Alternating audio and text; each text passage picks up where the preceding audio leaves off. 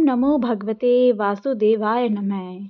पोष माह के कृष्ण पक्ष की एकादशी को सफला एकादशी कहते हैं। शास्त्रों के अनुसार सफला एकादशी का व्रत करने से व्यक्ति के सारे कार्य सफल हो जाते हैं। 2024 की प्रथम एकादशी सफला एकादशी है, जो कि पोष माह में आती है। इस वीडियो में हम जानेंगे कि सफला एकादशी का व्रत कब रखा जाएगा, इसका शुभ मुहूर्त क्या रहेगा, पूजा का समय क्या रहेगा और व्रत का पारण कब किया जाएगा। सब कुछ हम इस वीडियो में जानेंगे। शुरू करते हैं। पोष माह के कृष्ण पक्ष की एकादशी तिथि 7 जनवरी को प्रातः 12:41 पर शुरू हो जाएगी और अगले दिन 8 जनवरी को प्रातः 12:46 पर समाप्त होगी। सफला एकादशी का व्रत 7 जनवरी को किया जाएगा। सफला एकादशी के दिन सुबह 8:33 से दोपहर 12:27 तक पूजा का शुभ मुहूर्त रहेगा। एकादशी पर सूर्योदय से व्रत शुरू होकर अगले दिन सूर्योदय के बाद समाप्त होता है। इस दिन रात्रि जागरण का विधान होता है। अब हम जानते हैं व्रत का पारण कब किया जाएगा। सफला एकादशी का व्रत पारण 8 जनवरी को सुबह 6:39 से सुबह 8:59 पर किया जाएगा। पारण तिथि के दिन द्वादशी समाप्त होने का समय रात्रि 11:58 तक रहेगा।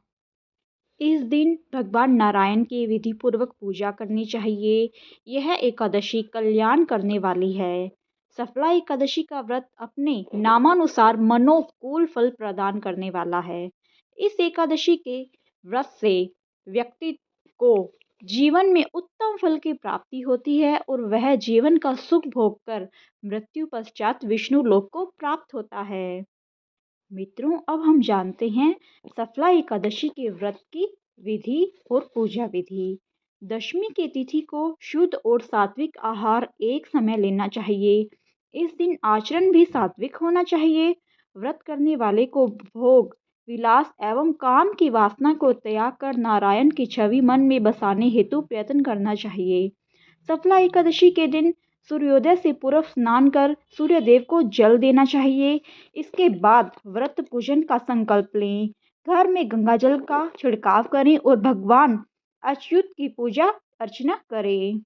भगवान को धूप दीप फल और पंचामृत आदि अर्पित करें। नारियल सुपारी आंवला अनार और लौंग आदि से भगवान को अर्पित करें।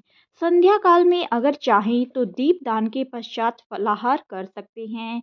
रात्रि जागरण कर श्री हरि के नाम के भजन करना चाहिए।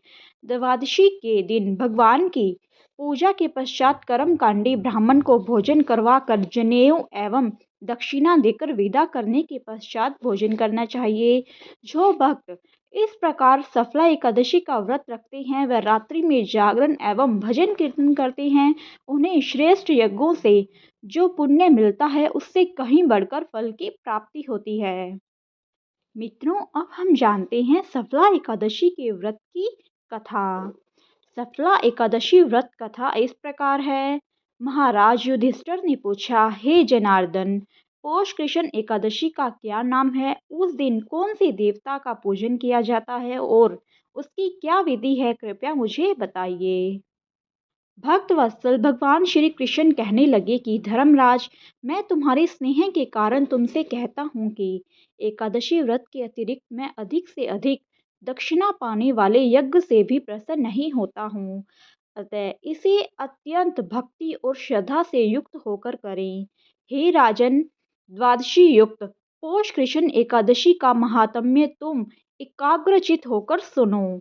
इस एकादशी का नाम सफला एकादशी है। इस एकादशी के देवता श्री नारायण हैं। विधि पूर्वक इस व्रत को करना चाहिए। जिस प्रकार नागों में शेषनाग, पक्षियों में गरुड़, सब ग्रहों में चंद्रमा, यज्ञों में अश्वमेघ और देवताओं में भगवान विष्णु श्रेष्ठ है, उसी तरह सब व्रतों में एकादशी का व्रत श्रेष्ठ है। जो मनुष्य सदैव एकादशी का व्रत करते हैं वे मुझे परम प्रिय है। अब इस व्रत की विधि कहता हूँ, सुनो। मेरी पूजा के लिए ऋतु के अनुकूल फल, नारियल, नींबू, नैवेद्य आदि 16 वस्तुओं का संग्रह करें। इस सामग्री से मेरी पूजा करने के बाद रात्रि जागरण करें। इस एकादशी के व्रत के समान यज्ञ, तीर्थ, दान, तप तथा और कोई दूसरा व्रत नहीं है। 5000 वर्ष तप करने से जो फल मिलता है उससे भी अधिक सफला एकादशी का व्रत करने से मिलता है। हे राजन, अब आप इस एकादशी की कथा सुनिए। चंपावती नगरी में एक महिष्मान नाम का राजा राज्य करता था। उसके 4 पुत्र थे। उन सब में लुम्पक नाम वाला बड़ा राजपुत्र महापापी था। वह पापी सदा पर स्त्री और वेश्यागमन तथा दूसरे बुरे कामों में अपने पिता का धन नष्ट किया करता था। सदैव ही देवता, ब्राह्मण, वैष्णवों की निंदा किया करता था। जब राजा को अपने बड़े पुत्र के ऐसे कुकर्मों का पता चला तो उन्होंने उसे अपने राज्य से निकाल दिया। तब वह विचारने लगा कि कहाँ जाऊं, क्या करूं। अंत में उसने चोरी करने का निश्चय किया। दिन में वह वन में रहता और रात्रि को अपने पिता की नगरी में चोरी करता तथा प्रजा को तंग करने और उन्हें मारने का कुकर्म भी करता। कुछ समय पश्चात सारी नगरी भयभीत हो गई। वह वन में रहकर पशु आदि को मारकर खाने लगा। नागरिक और राज्य के कर्मचारी उसे पकड़ लेते किंतु राजा के भय से उसे छोड़ देते। वन के एक अति प्राचीन विशाल पीपल का वृक्ष था। लोग उसकी भगवान के समान पूजा करते थे। उसी वृक्ष के नीचे वह महापापी लुम्पक रहा करता था।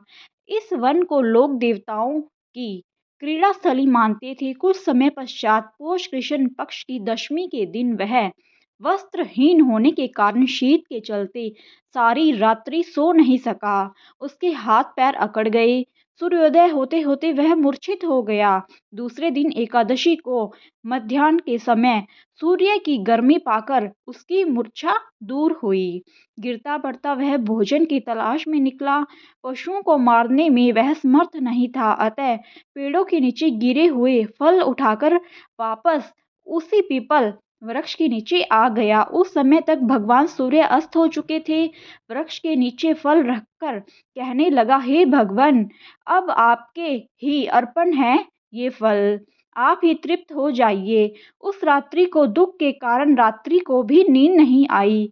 उसके इस उपवास और जागरण से भगवान अत्यंत प्रसन्न हो गए और उसके सारे पाप नष्ट हो गए।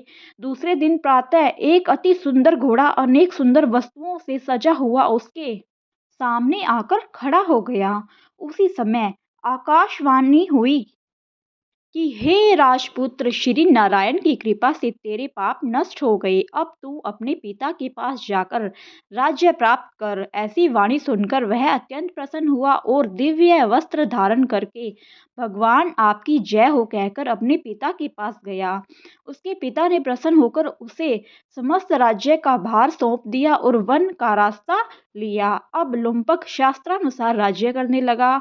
उसके स्त्री पुत्र आदि सारा कुटुंब भगवान नारायण का परम भक्त हो गया। वृद्ध होने पर वह भी अपने पुत्र को राज्य का भार सौंपकर वन में तपस्या करने चला गया और अंत समय में वैकुंठ को प्राप्त हुआ। अतः जो मनुष्य इस परम पवित्र सफला एकादशी का व्रत करता है उसे अंत में मुक्ति मिलती है। जो नहीं करते वे पूंछ और सींगों से रहित पशुओं के समान हैं। इस सफला एकादशी के महात्म्य को पढ़ने से अथवा श्रवण करने से मनुष्य को अश्वमेध यज्ञ का फल मिलता है। धन्यवाद मित्रों, यह वीडियो यहीं पर समाप्त होती है। अगर आप सभी को यह वीडियो अच्छी लगी हो तो मेरी वीडियो को लाइक करें, शेयर करें और मेरे चैनल को सब्सक्राइब जरूर करें। धन्यवाद। जय श्री भगवान विष्णु की।